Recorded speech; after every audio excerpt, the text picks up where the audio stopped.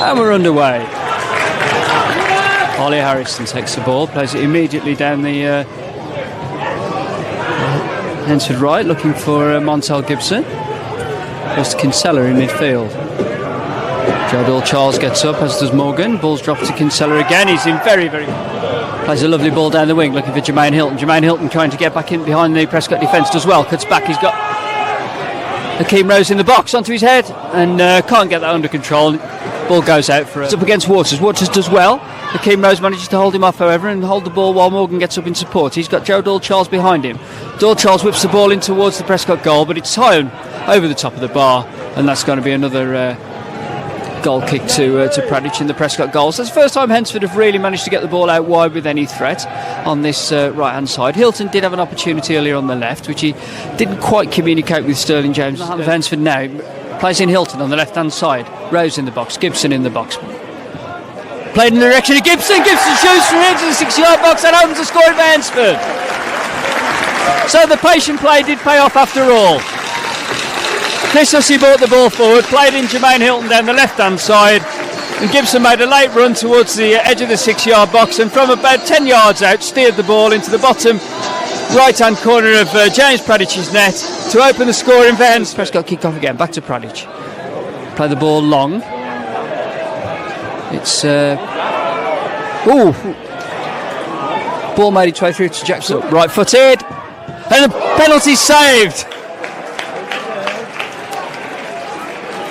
Not the strongest of penalties down to the goalkeeper's right-hand side, and Pradich got across well to palm the ball round the post.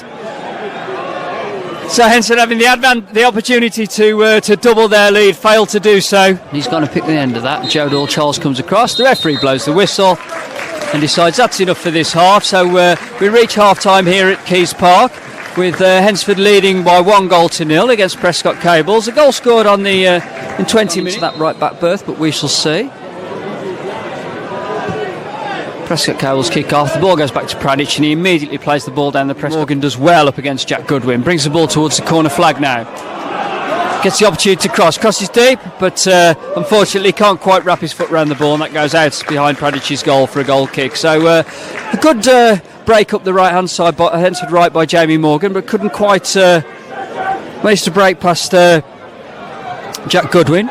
To Jake Jervis. Jervis now gets the chance to break down the Hednesford right, cuts the ball into the middle, looking for Gibson, behind Gibson, and Hilton can't quite get there, but Deans almost plays it in. The ball's cut back to Sterling James at the edge of the box, shoots first time, can't get over the top of it, and the ball goes high over Pradich's bar, and Hednesford perhaps think they may have done a little better there with those opportunities. Jake Jervis played the ball in from the left. Deans did well, almost managed to let the ball runs come short to Hussey. Hussey plays the ball back to Sterling James. They get the opportunity to cross the ball in now. Runs the angle of the 18-yard box. He's going to shoot from distance. Curls it towards top corner. What a superb finish by Amari Sterling James.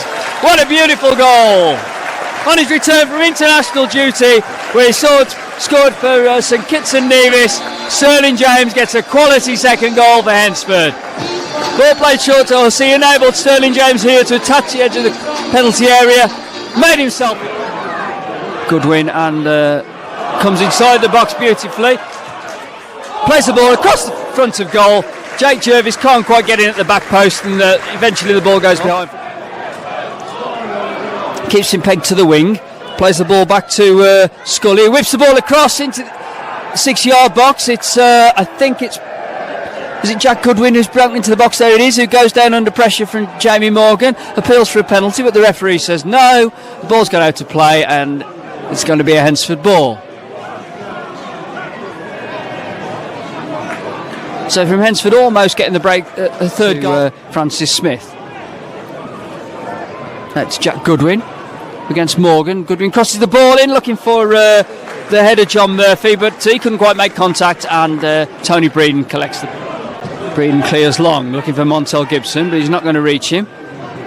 Oh, and that was as Kinsella went for the ball, number 15, Remy Fanuga, who's only just come on, also challenged for the ball with a high foot. The referee deemed that to be dangerous play, immediately came over, pulled out the red card, so it looks like it's going to be Ramir Fanuga, who's probably been on the field for only 5 minutes, if that, raised his high foot as Kinsella challenged off on the score sheet. So Chris Hussey now gets the opportunity to whip the ball in from the left-hand side. He does so, puts it across the box to Jake Jervis, gets a header on target, and eventually Hednesford get the ball across the line.